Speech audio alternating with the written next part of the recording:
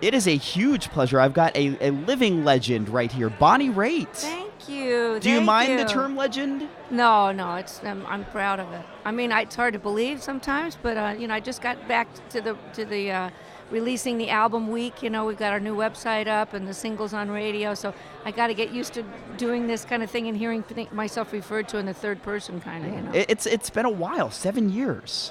Yeah, since a record, but we've actually we toured for a couple of years, and then in 2009, Taj Mahal and I did a whole national tour, so wow. I haven't quite been completely away.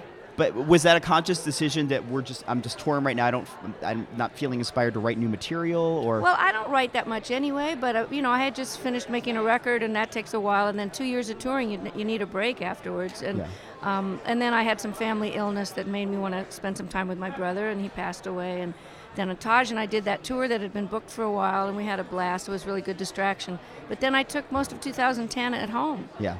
And then 2011, I was making the record. So how long was the process for you on the latest album, Slipstream? I'm pretty fast. I just want it. The long part of it for me is finding the material and putting together what I think is going to make a great record. And I did it in 2 shifts. I worked with Joe Henry, the great singer-songwriter and producer.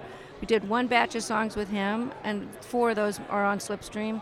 Then I went back in the studio in the summertime last year and went in with my touring band, and we finished the other 8. So, it was really actually just, probably 2 weeks of cutting tracks, and with Joe it was 8 songs in 2 days.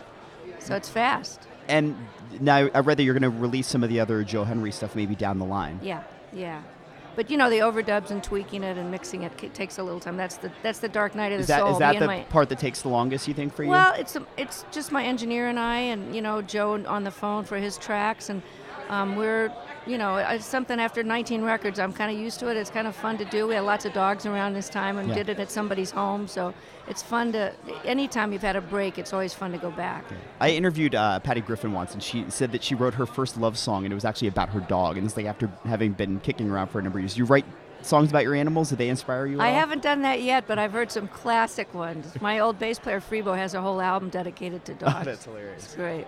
Now, having taken this time off, what have you noticed about the music business that's changed now from back when you first started?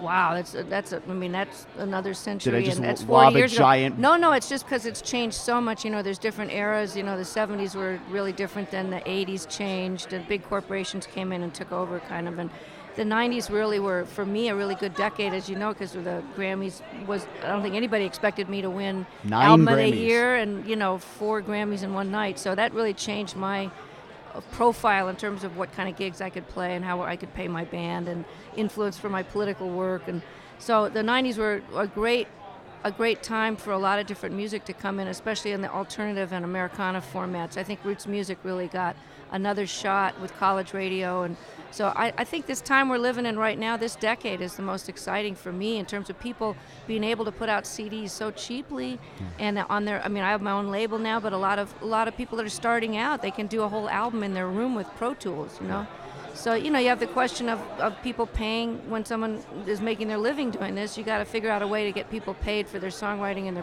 their writing and their singing. And not everybody can tour like I can. So that's one thing that's changed, is the dissolution of the record companies into small, either, they're consolidated, but a lot of people are going independent.